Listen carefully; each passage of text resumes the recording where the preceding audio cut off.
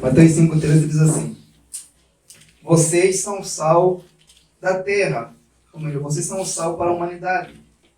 Mas se o sal perde o gosto, deixa de ser sal e não serve para mais nada. É jogado fora e pisado pelas pessoas que passam. Amém? Amém, irmãos? Amém. Uma leitura, a minha tradução é muito direta, é muito clara. Diz que vocês são o sal da terra. Mas se o sal não, se o sal perde o gosto, não serve para mais nada. Ele é jogado fora e é pisado. No mesmo capítulo de Mateus, no versículo número 10, o contexto é que Jesus está a pregar o famoso Sermão do Monte. No capítulo 5, no verso 10, ele diz assim para os seus discípulos: bem-aventurado os que são perseguidos por causa da justiça, porque deles é o reino dos céus. Bem-aventurados sois vós quando vos injuriarem, perseguirem e mentindo disserem todo mal contra vós por minha causa. Alegrai-vos, exultai-vos, porque é grande o vosso galardão nos céus, porque assim perseguiram os profetas que foram antes de vocês.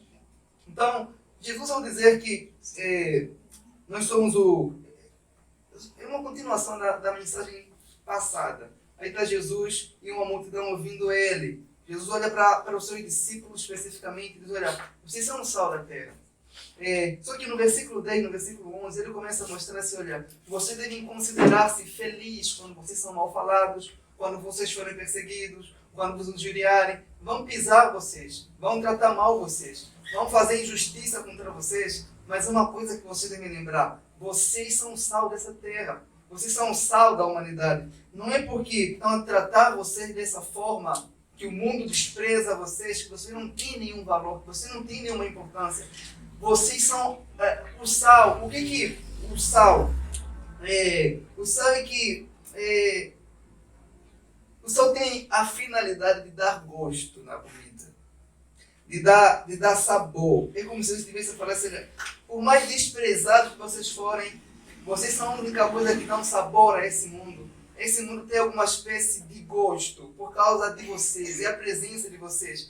Vão pisar vocês, vão falar um monte de coisas. Então Jesus está falando que a vida toda do cristão é como o sal. O sal é uma coisa que não pode ser substituído. Não tem outro ingrediente que possa substituir o sal. Se a comida não tem sal, não importa o que você colocar, não tem nada que substitui o sal. E uma outra coisa que chama a atenção no sal é que o sal ele é um ingrediente que... Estou aqui a falar para muitas irmãs que conhecem bem de comida, né? O sal, ele, quando está na panela, ele se dissolve, ele some, ele não aparece. Você nunca come uma carne bem temperada e fala: nossa, que sal! Que sal! Onde que você comprou esse sal? Eu quero comprar esse sal. Nunca que você vai comer uma comida e você vai elogiar o sal. Nunca. Porque o sal se dissolve, o sal some. Jesus está dizendo assim, olha, que a vida do cristão é como o sal. Porque é perceptível quando a comida tem muito sal e é perceptível também quando a comida está sem sal.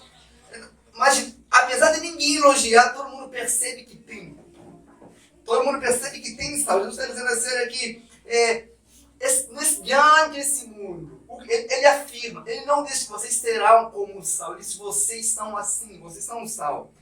Uma característica do sal aqui é que o sal é humilde. O sal não faz propaganda de si mesmo. Ele simplesmente dá o sabor e ele some. Dificilmente você vai encontrar uma pedrinha de sal na comida assim. Você não vê o sal, ele some. Ele some mesmo. Porque ele não está aí para dar gosto para si mesmo, ou fazer qualquer tipo de propaganda. Ele some, ele se esconde. Essa mesma declaração é a declaração de João Batista, que ele diz assim: importa que o quê? Que eu diminua, que eu venha assumir, de modo que Cristo venha aparecer cada vez mais.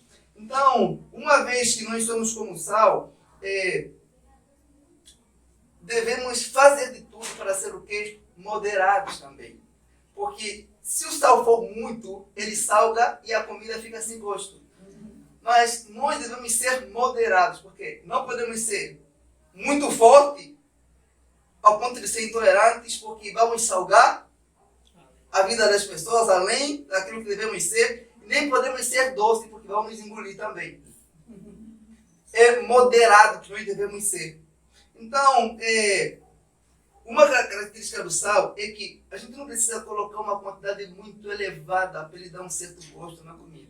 Você vê uma bacia grande de pipoca, você coloca um pouquinho de sal, e aquele pouco de sal tem poder, a capacidade de influenciar a bacia de pipoca.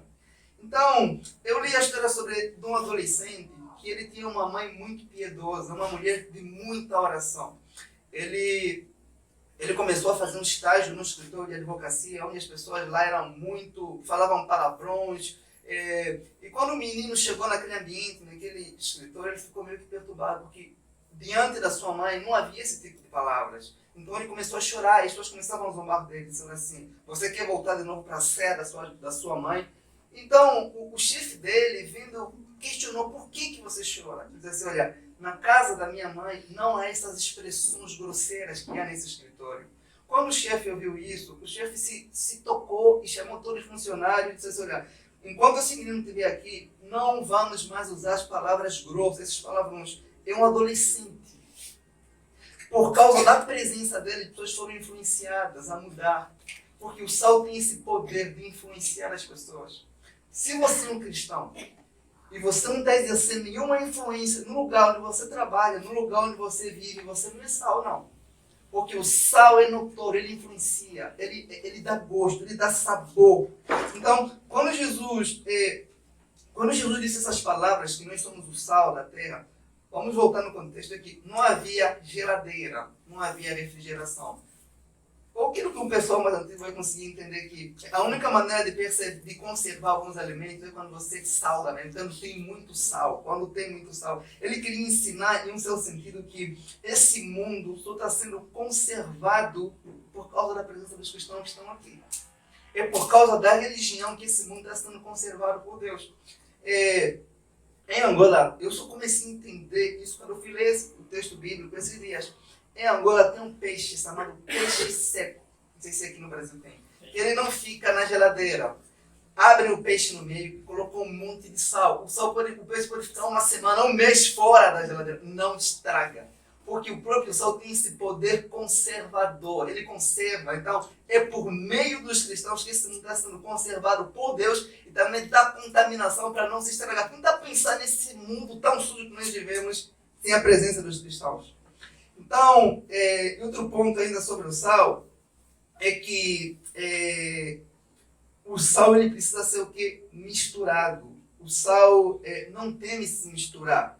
Ele se aproxima dos outros alimentos, ele tem que estar mesmo ali, tem que estar junto. O sal precisa ser esfregado na carne. Sabe quando você vai temperar um negócio, você pega no negócio e fala, tem que entrar o tempero? O sal tem esse poder, essa finalidade. O sal não é um ingrediente solitário, que tem utilidade sozinho. O sal sem nada não serve para... É amargo. Então, Jesus está dizendo que vocês são o sal de quem? Da terra. Em um certo sentido, diz que, olha, vocês precisam se misturar mesmo. Se misturar não é o mesmo que se contaminar, são coisas diferentes. Vocês não são o sal do saleiro, não. Não é o sal do pote, não. Não é o sal... Vocês são o sal para se misturarem mesmo com as pessoas, com o mundo em um certo sentido, mas não se contaminar. Mas não é isso que acontece. Nós hoje temos medo de se misturar com as pessoas do mundo. Nós temos medo de que elas exerçam uma certa influência sobre nós. Só que na panela é o sal que exerce a influência, não é o contrário. Nós ficamos com medo, não nos envolvemos muitas vezes em eventos familiares, alguns aniversários e um monte de atividades no trabalho, porque nós ficamos com medo. Mas como é que nós, como cristãos, vamos influenciar essas pessoas se não queremos estar próximo delas? Nós mesmos que colocamos uma barreira, só que o sal não tem medo. O sal não fica sozinho.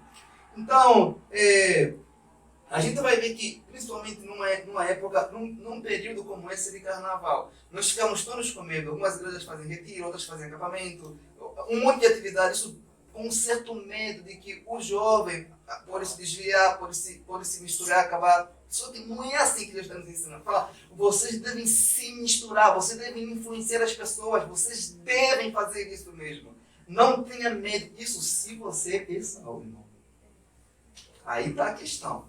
Isso se você é sal. Mas se você não for, não, você vai com a multidão. Você vai ser devorado mesmo.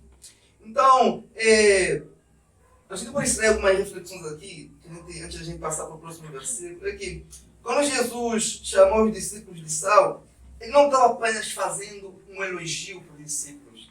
Ele estava chamando os discípulos para fazer uma autorreflexão da sua própria vida. Você tem influenciado as pessoas? Você tem dado gosto nos lugares onde vocês vão? As pessoas têm notado a vossa presença, a sua ausência? É um chamado à reflexão. Uma das marcas do sal é que o sal faz o quê? Ele produz o quê? Sede. Se você vai no mar, por exemplo, aquela água muito salgada produz sede em você. Ele está dizendo que nós devemos ser como o sal, produzir sede nas pessoas por quem? Por Cristo Jesus. Então, no versículo 14 ainda, ele diz assim, não fecha um texto bíblico, irmãos. Vocês são o quê? A luz para o mundo. Não se pode esconder uma cidade construída sobre um monte. Jesus não diz assim, olha, vocês são a luz de quem? Da igreja. Ele diz, vocês são a luz do mundo. Isso significa que cada pessoa aqui, como membro da igreja, de qualquer denominação, é uma luz de Deus para esse mundo na escuridão. Olha, eu quero que vocês prestem muita atenção, irmãos. Às vezes, nós pensamos que a diferença entre um descrente e um crente é que resolveu ir para a igreja no domingo, resolveu parar de fazer algumas coisas erradas, isso que não. A diferença é gritante. A diferença é que um é luz e o outro é treva. Então, se você olha para o procedimento de uma pessoa cristã, que se diz cristã, e você ainda fica com dúvidas se aquela pessoa é cristã ou não, então esqueça, aquela pessoa não é luz. Não é cristã, não. O cristão nunca deixa dúvida. Vocês conseguem ficar em dúvida se essa luz é luz mesmo ou não? Não está claro, não é óbvio. Até a criança consegue perceber. Você nunca vai sentir o gosto do sal e você pergunta, será que esse sal é açúcar? Não, é claro, é nítido, todo mundo consegue perceber. A coisa mais fácil de se perceber é se uma pessoa é cristã ou não. Mas nós complicamos tudo. Nós não temos coragem de afirmar, não temos coragem de tomar um partido e falar assim, não, de acordo com as escrituras, não é luz. Vocês poderiam me acompanhar em Salmos 1, é bom que a gente abra alguns textos bíblicos. Salmos capítulo 1. Muitas vezes queremos complicar tudo. Salmos 1, a palavra diz assim, Salmos 1, verso 3. Olha aqui. Os justos são como árvores que crescem à beira de um riacho. Eles dão frutos no tempo certo e as suas folhas não murcham. Assim também tudo o que essas pessoas fazem dá certo. O mesmo não acontece com os ímpios. Eles são como palha que o vento leva. Vocês vão conseguir ver a diferença entre o justo e o ímpio? Olha, você nunca olha para uma palha e pergunta, meu Deus, será que essa palha é uma árvore? Você nunca. Será que é árvore? Não. O justo é comparado com uma árvore. O justo é comparado com uma árvore boa. Era de se esperar que o ímpio fosse comparado com uma árvore má. E que é palha? É palha. A árvore tem vida. A palha não tem vida. A árvore tem frutos. A palha não tem frutos. A árvore tem raiz. A palha não tem raiz. A árvore tem beleza. A palha não tem beleza. A árvore, ela serve como sombra para outras pessoas, mas a palha não tem utilidade. Você nunca fica confuso em olhar para uma árvore, para uma palha. Não é possível olhar para um cristão e não perceber se ele de fato tem o caráter de Cristo ou não. Mesmo quando ele tenta se ocultar, não agir como um cristão, ainda assim é possível perceber sinais que ele é um cristão. Isso aconteceu com quem? Com Pedro. Em Mateus 26, verso 73, quando Pedro tenta se ocultar, dizendo assim para ele, com toda certeza, és igualmente um deles, porque o teu modo de falar denuncia. Até mesmo quando Pedro tenta se ocultar, foi possível ver Cristo nele. Ninguém ficou em dúvidas, não. Se você me acompanhar em 2 Coríntios 2, 2 Coríntios 2, 15.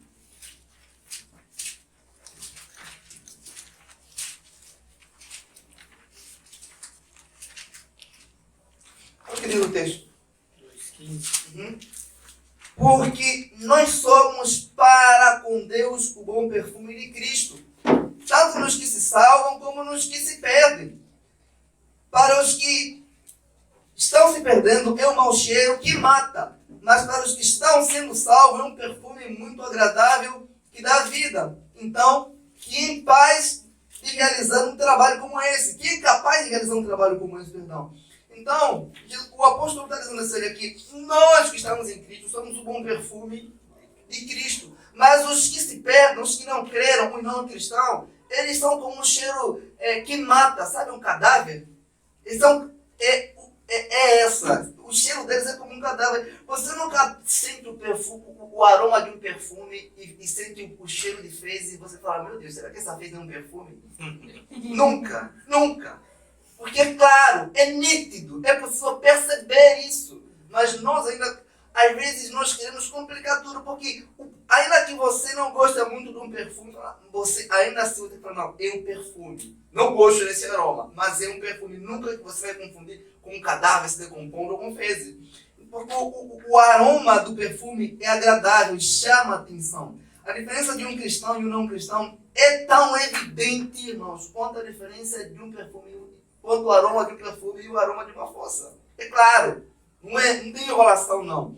Então, às vezes nós ainda olhamos para algumas pessoas e falamos assim, já perguntei isso para as pessoas já perguntaram isso para mim, fulano é cristão? Por que a gente faz essas perguntas? Por quê? A gente fica com dúvida, às vezes a pessoa não tem fruto, mas só que essa é uma pergunta que não deve estar nos nossos lábios, sabe por quê? Não teve nos lábios de quem? No semana passado. Porque eles conseguiam distinguir quem é cristão ou não pelo procedimento. Será que o problema não está em nós, na nossa visão? Que não conseguimos ver se a pessoa é cristã ou não? Uma pergunta que não está nas Escrituras, porque é possível perceber quem é cristão. Mas nós, às vezes, olhamos para a simpatia das pessoas e não quem? E não queremos tomar uma posição. Falar, não, esse não é cristão.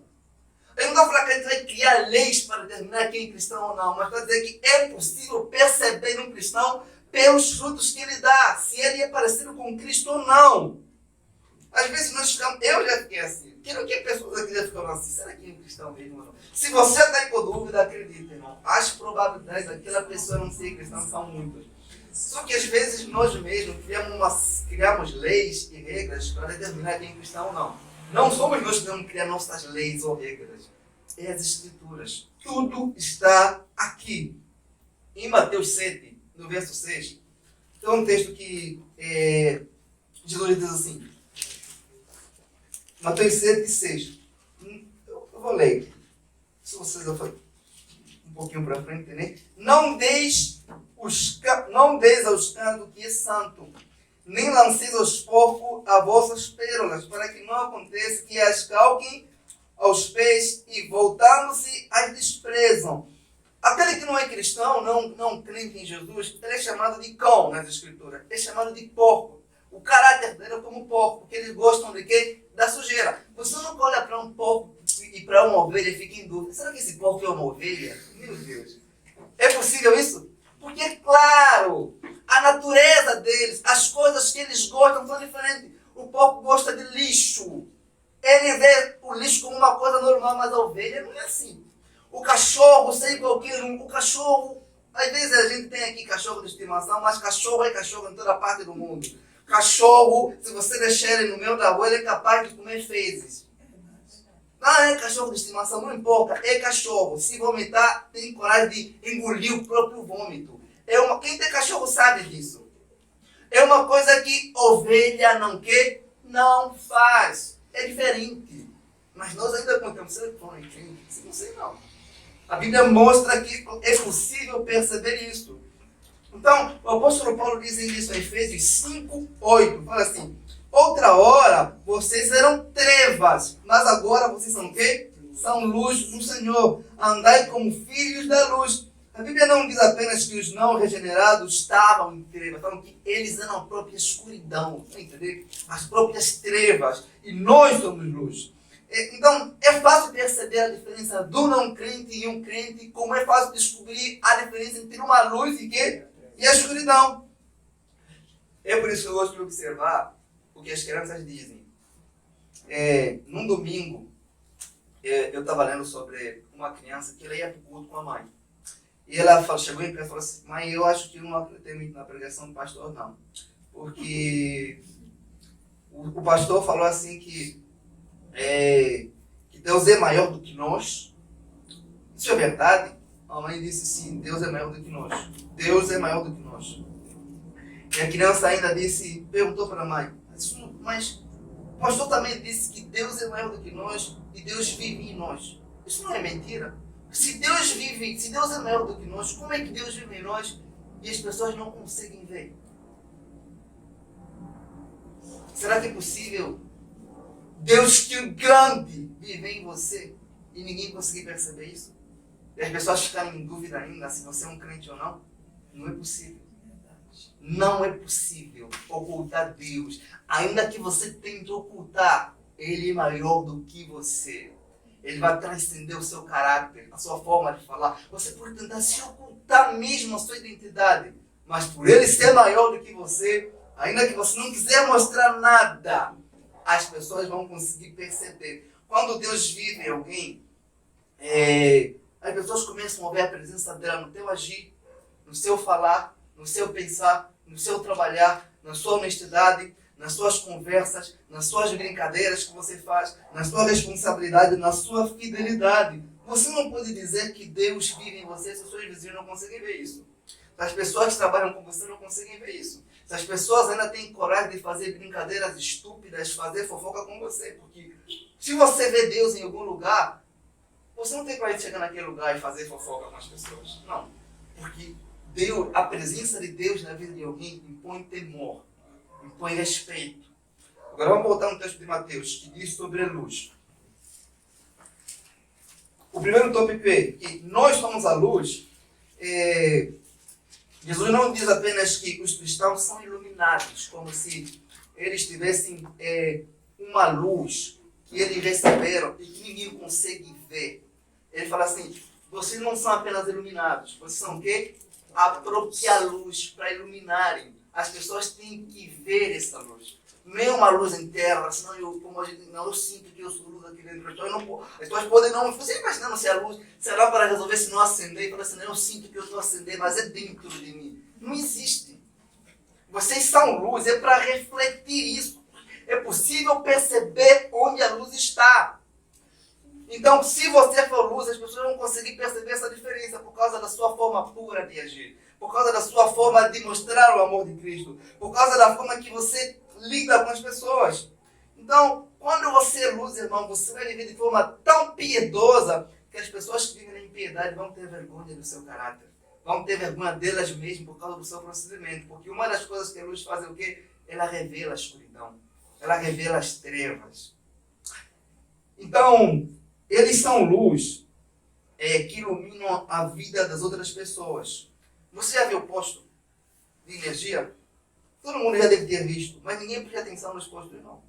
Ninguém. Ninguém que você olha para um posto e fala, nossa, que posto. Mas se a luz ir, todo mundo vai perceber que a luz foi. Mas quando a luz está aí, ninguém elogia o posto. Nossa, meu Deus, nunca. Então, o cristão é como o posto, que dificilmente você vai olhar, vai falar, nossa, que cristão é... Não.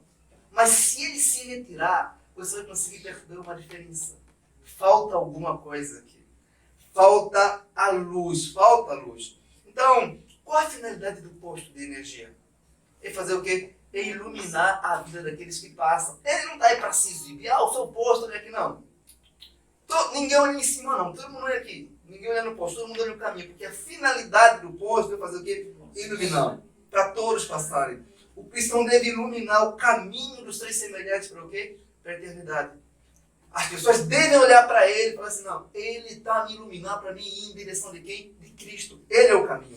O cristão tem uma luz, mas essa luz também não é como a luz das estrelas que estão lá distante, não. Ele tem uma luz próxima, estão entendendo? Não é uma luz que você fica admirado assim, fascinado, não. É uma luz que está próxima de você, que você consegue perceber que está aí, que é palpável, que é notório. Então, a luz ainda do cristão, ela aponta para algo, não para si mesmo, aponta para Cristo. Sabe, eu comprei umas lâmpadas que não acendem nada, irmãos. Mas eu comprei porque eram muito bonitas. Não acendem nada. Eu me arrependi quando eu comprei aquela luz. Eu tive que pegar uma luz, um abajur que eu tenho em casa, e é feio, mas pelo menos ilumina bem. Só que o que chama atenção é que quando você liga a lâmpada, você nunca olha na lâmpada com admiração, falando, meu Deus, se a luz for, todo mundo vai olhar na lâmpada e depois já deixar de olhar. O que a luz transmite não é que você fica olhando aí na lâmpada. Aí que é lâmpada? A gente está aqui no culto, você está olhando aqui em frente, não é na lâmpada assim, né? É que a lâmpada nos permite ver quem está ao nosso redor. A lâmpada não chama atenção para si mesmo. A lâmpada fala, quero mostrar algo para você, mas esse algo não sou eu. Estão conseguindo entender isso, irmão? Ninguém olha para essa lâmpada e fala, nossa, que lâmpada, hein? Não. Ela te permite ver as coisas importantes que estão ao seu redor. Nós, como luz, não estamos aí para chamar atenção para nós, mas estamos para as pessoas verem Cristo Jesus. Então, quando a lâmpada ilumina, ela faz o quê? Ela desaparece também. Ela some. Você fica prestando atenção àquilo que está o quê? Aquilo que está iluminando.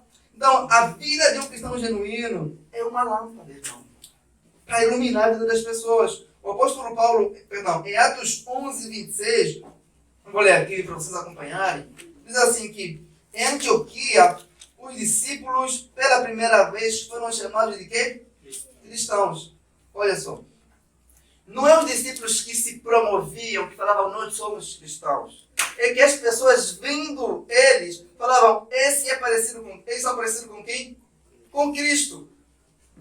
Só que em João 8, 12, Jesus fala assim, eu sou quem? Eu sou a luz do mundo. Ao chamarem eles de cristãos, estão dizendo que eles são parecidos com a luz que já esteve no mundo. Essa luz quem é? É Cristo Jesus. Eles, ao ser chamados de cristãos, devem ser chamados de luz. Olha, uma coisa aqui, um detalhe aqui importante, é que se você precisa avisar nas pessoas que você é um cristão, acredite, você não está a agir como um cristão. Você não está a viver como um cristão. A sua conduta, as suas conversas não têm refletido Cristo. Se eu desligar a luz, desliga a luz e acende, irmão. Aí, aqui, ei, acende. A luz precisou falar que acendeu? Não precisou falar. Todo mundo percebeu. É automático. A luz não precisa falar, olha, eu acendi. Não. No momento que ela chega, você consegue perceber isso. É automático. Então, nós vemos uma geração de cristãos onde só conseguimos perceber que eles são cristãos porque eles falam, olha, nós somos da igreja. É autoafirmação. Mas os frutos do procedimento não mostram luz. Eles não são discípulos de Cristo. Elas não precisam dizer que é luz para as pessoas descobrirem que ela brilhou, porque ela tem o seu brilho próprio, ela mostra. Eu não estou dizendo que você não precisa dizer às pessoas que é um cristão, estou dizendo que se você precisa dizer, alguma coisa está errada com você. Você não está agindo como um cristão genuíno. Sabe quando você começa a ter certas atitudes diferentes, as pessoas começam a falar, você é da igreja, né? Não fala você é um cristão, fala você é da igreja. Ou qual igreja você é? É isso aí. De qual igreja você é? Porque é uma luz que você transmite, não é possível ocultar isso. Então, é triste que muitos de nós nunca nem sequer foi confundido com cristão. Nunca. Nós é que se afirmamos isso. Então, não é você dizer nas pessoas que você é um cristão, que muda tudo. Não. É você agir como um cristão. É você mostrar que você é um cristão. Então, no versículo 15 ainda, olha o que ele diz aqui. Ninguém acende uma lâmpada para colocá-la debaixo de um cesto.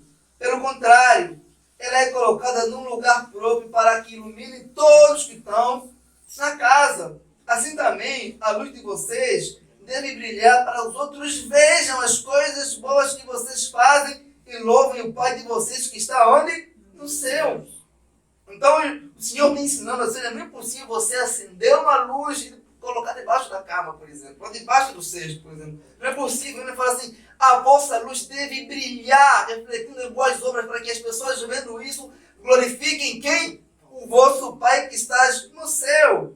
Então, com as nossas músicas, nós glorificamos a Deus, mas com o nosso procedimento, com nossas boas obras, nós faremos com que as pessoas também glorifiquem quem? A Deus. Porque as pessoas conseguem glorificar mais a Deus por meio daquilo que nós fazemos, às vezes, por meio daquilo que falamos. Aquilo que fazemos diz muito sobre quem nós somos também.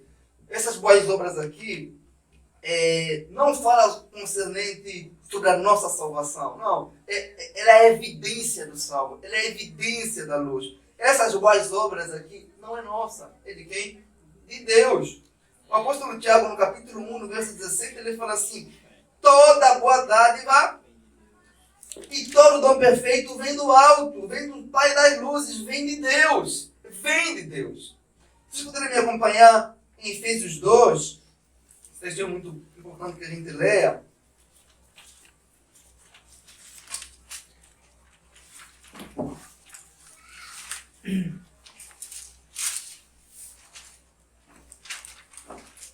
Efésios 2, versículo 10.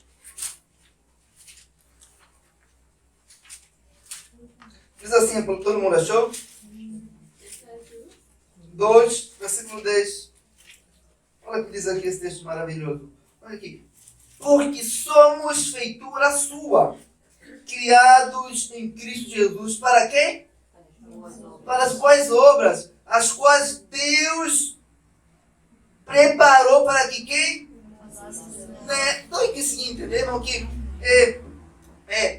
nós não somos salvos por causa das boas obras, mas fomos salvos para quê? Para que andássemos nela. Deus nos salvou para que andássemos nessas obras. E essas obras não é nossa, é obra de Deus. Ele nos predestinou para as boas obras. Estão entendendo? Por que Deus nos salvou? Para que deixássemos de ser infrutíferos. Para que deixássemos de ser árvore que não dá bons frutos. Então, o apóstolo ainda fala para Tito, no capítulo 2, no verso 7, fala assim: em tudo dá o quê? Dá exemplos de quê? De boas obras. Essa não é a obra que leva para o céu, não. Mas essas obras mostram o caráter daqueles que caminham em direção ao céu. Mostram o caráter daqueles que são salvos, que foram predestinados por Deus para a salvação. O ponto principal aqui não é apenas produzir obras. Lembra no verso 15, 16 que a gente leu em Mateus? O ponto aqui é produzir obras para quem? Para que Deus seja o quê? Glorificado. Se Deus não está sendo glorificado, essas boas obras não são boas coisas nenhuma. Brilhe a vossa luz de tal modo que os gentios, que as pessoas vejam essas obras e glorifiquem o vosso Pai que está no céu. O cristão deve se dedicar em boas obras, não para atrair atenção para si, mas para quem? Para Deus, para a glória de Deus. Então, ao fazer algo de bom, você deve fazer para a glória de Deus, não apenas para granjear uma boa reputação. Às vezes a gente ajuda as pessoas, é para ser bem visto. Isso não é boa obra de acordo com as Escrituras. Então,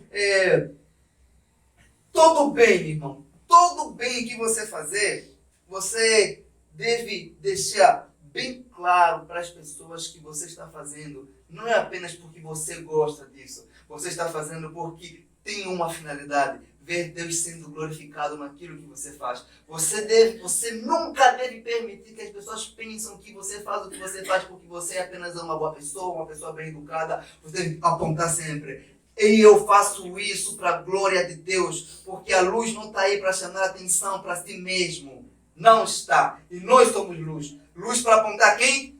Cristo Jesus. Se você não apontar para Cristo, você corre o risco de as pessoas terem mais admiração por você do que por Jesus Cristo. As pessoas podem pensar que você está fazendo isso porque você foi bem educado, dá os méritos para sua mãe, para seus pais. Não. Não é sobre nossos pais, não é sobre a nossa educação, é sobre a glória de Deus. Isso que ele fala, que as pessoas têm que ver mesmo. É errado ter desejo de fazer boas obras para Deus ser glorificado. Não, ele induz. Aí você fala: mas eu sou salvo pela fé. A fé que não produz obra não é fé coisa nenhuma, é rebelião contra Deus. Porque a fé sem obra é quê? É morte, irmãos. Então, a gente não precisa ser visto pelo mundo. O mundo precisa ver Cristo em nós. É prioridade mostrar Cristo, mostrar mesmo. Então, irmãos, e em Lucas, no capítulo 11, se vocês puderem verificar esse texto, anotar para verificar em casa, ele não fala sobre isso. Ele fala assim, 11:35. Sabe aqui, irmão, e que às vezes a gente às vezes confunde as coisas. Nós somos chamados para ser luz, como eu falei, não é apenas como a luz das estrelas, é para ser como que holofote. Sabe o holofote, irmão? Ele não está aí para ser visto, ele está para apontar para uma coisa que todo mundo precisa ver. E esse alguém é quem? É Cristo Jesus. Nós somos esse holofote para apontar para Cristo, mas tem gente que pensa que ele é luz para as pessoas verem, admirarem, estrela. Não é isso. O ponto crucial é Cristo, irmãos. Lucas 1:35 ele fala assim: cuidado, para que a luz que está em ti não seja o quê? Trevas. Não seja treva. Estão entendendo? Ele chama a atenção. Cuidado, irmãos. Cuidado se você está tentando chamar a atenção de alguém. Quem as pessoas estão vendo quando você faz boas obras. Quem você está tentando atrair quando faz algo bom. Quem? É você? É a sua glória? É a sua reputação? É os elogios humanos? Ou Cristo Jesus? Isso acontece até em coisas mínimas. Você ao conseguir um trabalho, na sua forma de se vestir, a comprar algo. Quem você está querendo mostrar nessa aquisição que você faz? Você ou Cristo? Irmãos, eu vou repetir o que eu disse aqui, porque é importante. A gente deve deixar isso bem claro para o mundo, que fazemos o que fazemos por causa de Deus, por causa de Cristo. Somos apenas imitador dele. E se alguma coisa de bom em nós, é porque essa coisa temos aprendido com Cristo. Isso que a gente deve mostrar para o mundo. Então, quero ter alguns pontos aqui para a gente refletir. Quero refletir, irmão. Não é sobre as pessoas olharem para nós e ficarem admirados, falando: caramba, você é educado, você é diferenciado, você não é como aqueles outros crentes. Não, não é sobre você, irmão. É sobre Cristo Jesus. É sobre as pessoas olharem para você e falarem assim: não, você vive de acordo com a lei de Deus. É sobre as pessoas olharem para você e você falar: não é sobre mim, você está olhando na direção errada. É sobre Cristo Jesus. É isso que João Batista fez. Ele dizia assim: olha, eu não vim para tirar o pecado de vocês. Ele apontava para Cristo, porque o cristão genuíno é como uma seta. Ele aponta para outro e nunca para si mesmo. Então, o Spurgeon dizia o seguinte, que a Bíblia não é a luz do mundo. A Bíblia é a luz da igreja. Mas o mundo não lê quem? A Bíblia. Ele vai ler quem? O cristão.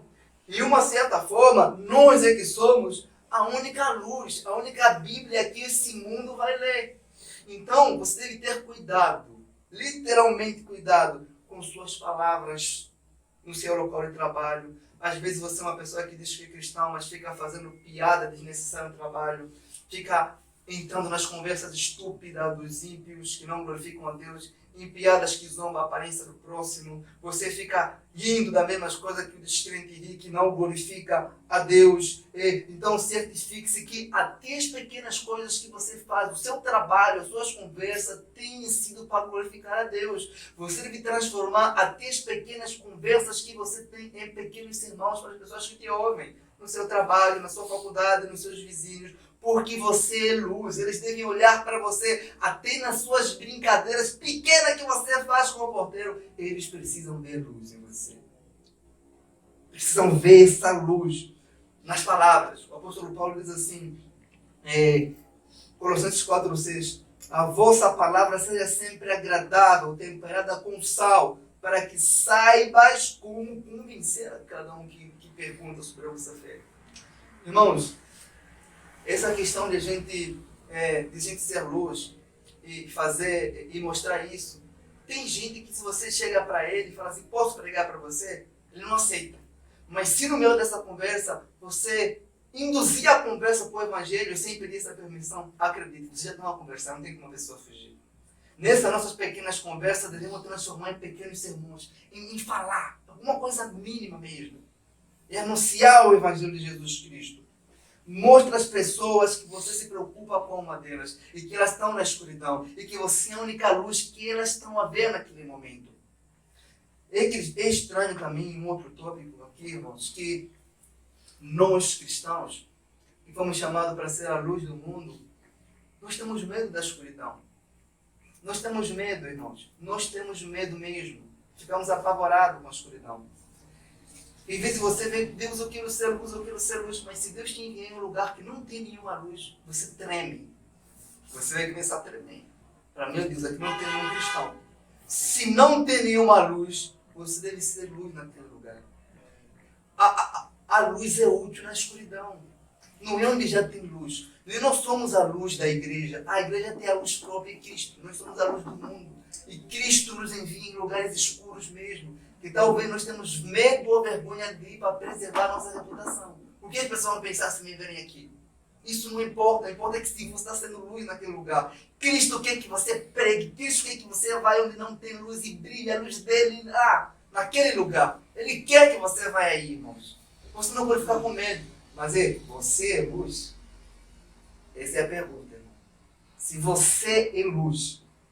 Então, cada crente, irmão, cada crente é como se fosse uma lâmpada mesmo, estabelecida por Deus para brilhar no lugar onde a pessoa está, no seu trabalho, na sua família. É porque eu não vou mais nesse evento da minha família, porque todos os meus familiares são feiticeiros, são de outra religião. Quem tem que ter medo é a escuridão, não é a luz. Não vou aí, não estou aqui. Não. Quem falou isso? É a escuridão que deve viver oprimida e não a luz. Quando a gente liga essa lâmpada aqui, a escuridão, ele não fica tentando lutar com a luz, não, porque a luz tem mais poder, tem mais vida. As baratas correm. Até as baratas correm, irmão. Até as baratas correm. E isso, mas nós vivemos, eu pensei, meu Deus, aqui no Brasil não tem muito isso, mas lá em Angola tem muito esse costume. Eu não posso isso aqui, porque o Flávio é bruxo, não vou na casa do Flávio, não posso tocar isso aqui. Aqui também tem lugares assim. E a gente não pode viver assim oprimidos. Cristo nos libertou, nos chamou para ser luz, para brilhar mesmo nesses lugares, irmãos. Então, a gente vai ver que João Batista, ele foi chamado de luz em João 5:35. Diz que ele era a lâmpada que ardia e brilhava e vocês estavam dispostos a se regozijar por um tempo em sua luz. Irmãos, uma coisa que chama atenção aqui, que eu falei lá no início, é que tanto a luz quanto o sal, quando eles entram em ação, eles fazem o quê? Desaparecem. Eles somem. O crente não pode ser um crente aparecedor, irmãos. Não pode ser uma pessoa que tem desejo de se exibir, de se mostrar sempre. Não. Porque a luz some, o sal some. Então aí para dar gosto, para iluminar a vida dos outros. É isso que Jesus está nos ensinando. Que somos aqueles que devemos aparecer quando fizemos coisas boas para que Ele venha aparecer. Importa que Ele cresça. Importa que eu desapareça. Importa que Ele cresça. E outro ponto aqui, irmãos, é que a luz chama muito o quê? Muita atenção. Muitos olhares. Ninguém fica olhando na escuridão porque não tem nada. Desde o momento em que você é a luz, que Deus chama você para a luz, acredite, vai ter muita gente olhando para você, procurando motivos para não servir a Deus. Agora imagina que você é um crente católico sempre no trabalho, que não faz o trabalho da forma certa, uma pessoa que não respeita os vizinhos, não cumprimenta, arruma uma confusão com todo mundo, tem sempre desculpa para apresentar para o chefe. Você está dando motivo para as pessoas não servirem a Deus, não glorificarem a Deus. Você pode não perceber, irmãos.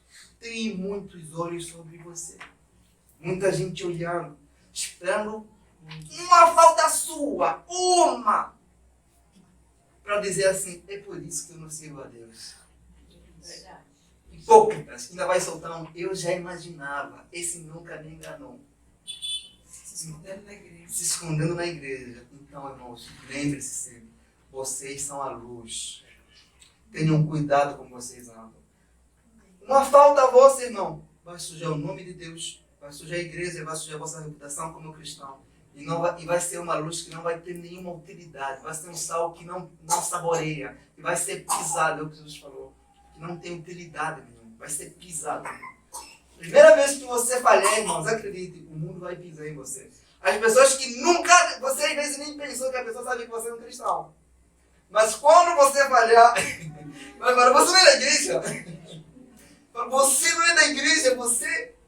Então, irmãos, vigiem 2 vezes mais do que as pessoas comuns desse mundo. Vigiem, irmãos.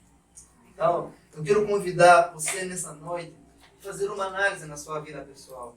Você tem influenciado as pessoas do seu ambiente de trabalho, da sua faculdade? Tem se destacado? Tem contaminado e dado sabor aos seus vizinhos? As pessoas têm visto a luz de Cristo em você? No meio do seu procedimento, as pessoas têm prazer de servir a Deus, de conhecer a Deus?